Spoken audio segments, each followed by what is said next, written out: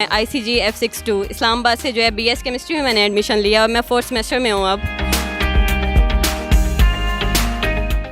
मैं एक BS की स्टूडेंट हूँ और वो भी केमिस्ट्री की। आप सोच सकते हैं केमिस्ट्री कितना टफ सब्जेक्ट है।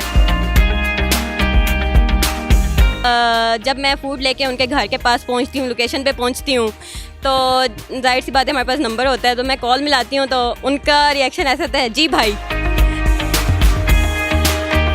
तो मेरी विश ये थी कि मैं एयर फोर्स को एज एन इंजीनियर जो है ज्वाइन करूँ।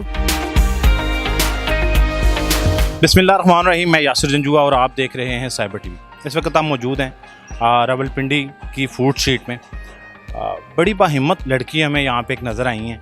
कॉल सेंटर में जॉब करती थी, BS इंग्लिश लम्स से कर रही थी और इन तमाम कामों के बाद, इन हाउस जॉब करने के बाद, इतने टफ़ प्रोफेशन का इन्होंने इंतखाब किया, इनके लिए दाद बनती है। ये फूड पांडा का काम आप कब से कर रही हैं? फूड पांडा तो मैंने रिसेंटली ज्वाइन किया है, तो इससे पहले मैंने काफ़ी जॉब्स की हैं।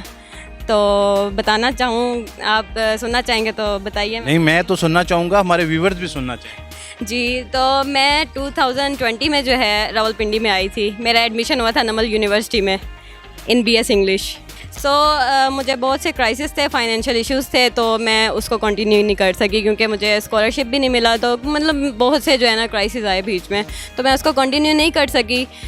मेरी जो फ़र्स्ट जॉब थी वो इस्लामाबाद में थी with dermatologist as an helper. मैंने जो है काम किया और तकरीबन 6 मंथ्स जो है मैंने वहाँ पे काम किया और माशाल्लाह से बहुत अच्छी मेरी वो जॉब रही। लेकिन कुछ वहाँ पे भी इश्यूज़ बने हैं जिसकी वजह से मुझे वो छोड़नी पड़ी। दैन मैंने बहुत से कॉल सेंटर्स में भी जॉब की है। इतनी सारी अच्छी जॉब्स करने के बाद फूड पांडा को ही क्यों चूज़ कर लिया आपने? एक्चुअली स्टार्टिंग में तो मैं, जाहिर सी बात है, नमल में मैं कंटिन्यू नहीं कर सकी थी। तो जॉब पे मैं फुल जो टाइम फ्री थी, मैं जॉब कर सकती थी, नाइट की भी और डे टाइम भी। तो कुछ टाइम बाद जो है फिर मुझे, जाहिर सी बात है, मैंने एडमिशन लिया। मैं ICG F62 इस्लामाबाद से जो है BS केमिस्ट्री में मैंने एडमिशन लिया और मैं 4th सेमेस्टर में हूँ अब। तो अब मेरे ये है कि रेगुलर क्लासेस होती हैं, इस वजह से जो है मेरे लिए कॉल सेंटर थोड़ा टफ़ हो जाता है क्योंकि नाइट ड्यूटीज़ होती हैं। नाइट में मैं ड्यूटी करूं और मॉर्निंग में कॉलेज जाऊं तो मेरे लिए थोड़ा जो है ना मतलब काफ़ी हेक्टिक हो जाता है। ये काम ज़रा मुश्किल नहीं है? आपने जो इससे पहले जॉब्स की हैं वो इन हाउस जॉब थी। कॉल सेंटर की तो बड़ी वैसे तो मुश्किल जॉब होती है लेकिन सॉफ्ट होती है, इंडोर होती है। तो ये तो इतने भारी भारी बैग, अमूमन कहा जाता है कि ख़वातीन के कंधे बड़े नाजुक होते हैं, तो इतना भारी बैग उठाना और फिर घर घर जाना मुश्किल नहीं लगता? ऑब्वियस सी बात है, कोई काम जो है आसान नहीं है, हर काम मुश्किल है, चाहे वो कॉल सेंटर का है चाहे वो फूड पांडा का है। तो कोई भी चीज़ आसान नहीं है, हर चीज़ में आपकी मेहनत लगती है। लेकिन फूड पांडा मेरी ज्वाइन करने का मकसद ये था कि ऑफ़िस आपको पता है रेगुलर जाना पड़ता है, आपको वहाँ पे छुट्टी नहीं मिल सकती। मैं एक BS की स्टूडेंट हूँ और वो भी केमिस्ट्री की। आप सोच सकते हैं केमिस्ट्री कितना टफ सब्जेक्ट है। तो जब मेरा मिड टर्म स्टार्ट होने होता है, पेपर्स होने होते हैं, तो मुझे काफ़ी टेंशन होती थी कॉल सेंटर में कि मैं अब कैसे मतलब मैनेज करूँ, रात को जॉब करूँ, दिन में स्टडीज़ करूँ। तो फूड पांडा मैंने इसलिए चूज़ किया है कि यहाँ पे मुझे जो है ना इंडिपेंडेंट हूँ मैं। यहाँ पे मैं अपने मर्ज़ी से जो है कर सकती हूँ काम, अपनी मर्ज़ी की टाइमिंग में मैं काम कर सकती हूँ, अपनी मर्ज़ी से शिफ्ट उठाना चाहूँ या ना चाहूँ, मेरी मर्ज़ी है, मैं काम करना चाहूँ ना चाहूँ। और बॉस भी कोई नहीं? जी बिल्कुल। जब आप फूड डिलीवरी के लिए जाती हैं तो यूजुअली मेल राइडर आते हैं, तो अचानक से जब आप सामने आती हैं तो लोगों को हैरत नहीं होती और लोग सवाल जवाब करना शुरू नहीं कर देते आपसे? जी ऐसा ही है। ऐसा होता है कि उनको तो पता ही नहीं होता कि फ़ीमेल राइडर आ रही है। जब मैं फ़ूड लेके उनके घर के पास पहुंचती हूँ, लोकेशन पे पहुंचती हूँ, तो जाहिर सी बात है हमारे पास नंबर होता है, तो मैं कॉल मिलाती हूँ तो उनका रिएक्शन ऐसा होता है, जी भाई। तो जब मैं कहती हूँ अस्सलाम वालेकुम तो बिल्कुल सॉफ्ट हो जाते हैं। तो ये है कि अच्छे हैं लोग, अप्रिशिएट करते हैं। ऐसे भी कस्टमर होते होंगे कि food usually some time late हो जाता है, तो आपके साथ कभी ऐसा हुआ है कि बहुत लेट हो जाए और आपके फ़ीमेल होने की वजह से गुस्सा जो है वो उसका पारा कम हो गया हो?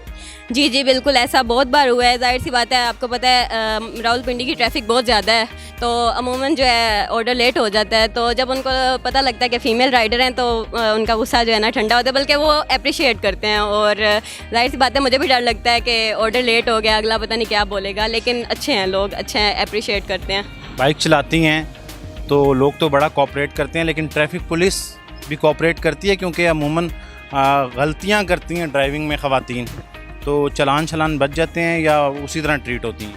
जी ऐसा ही है, लेकिन मुझे बाइक बहुत अच्छे से आता है। मैं कहती हूँ कि मैं लड़कों से भी ज़्यादा अच्छा बाइक चला सकती हूँ। अच्छा, तो कंपटीशन भी डेफिनेटली इसमें है, तो कहीं ना कहीं जाके, क्योंकि आपके इस काम में कंपटीशन है, तो कहीं आपको ऐसा महसूस नहीं होता कि मैं फ़ीमेल हूँ और मैं ज़रा स्लो डिलीवरी कर रही हूँ, या पूरा मुकाबला कर लेती हैं?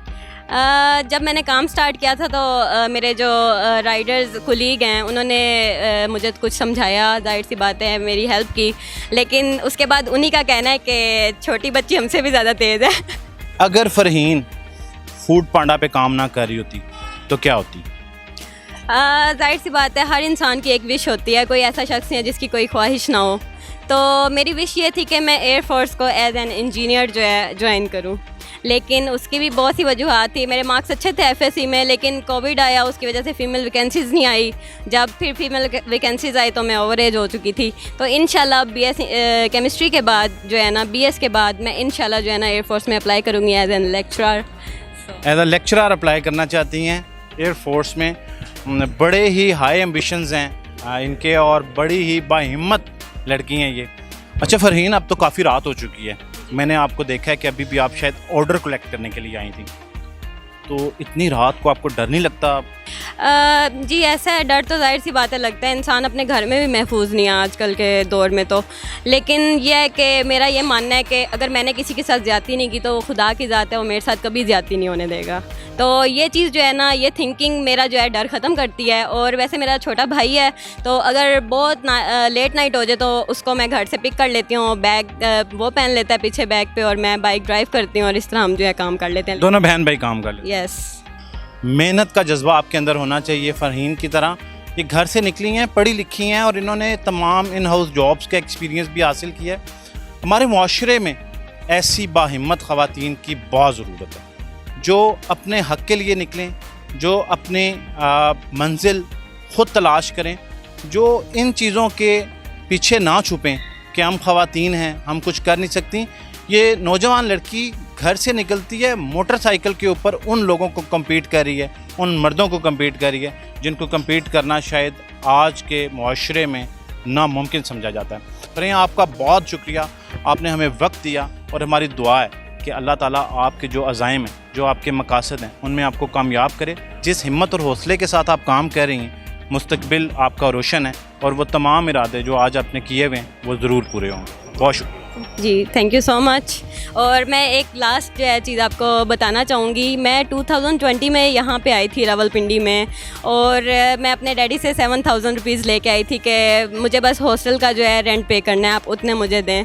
तो वो मैं लेके आई हूँ, और मैंने यहाँ पे हॉस्टल में एडमिशन लिया है। नमल में एडमिशन मेरा आपको बता चुकी हूँ हुआ था, लेकिन वो दिन है और आज का दिन है। मैंने आज तक अपने पेरेंट्स से दोबारा कभी जो है पैसे नहीं मांगे, मैं खुद कर रही हूँ, और अल्हम्दुलिल्लाह मैंने अपनी फैमिली को भी यहाँ पे शिफ्ट कर लिया। 7000 रुपये लेके घर से निकलने वाली लड़की रावलपिंडी इस्लामाबाद जैसे शहर में आई, और यहाँ आके इसने इतनी मेहनत की कि अपनी पूरी फैमिली को इस इतने बड़े शहर में शिफ्ट करना और फिर घर का निज़ाम चलाना कोई आसान काम नहीं है। इनको सैल्यूट बनता है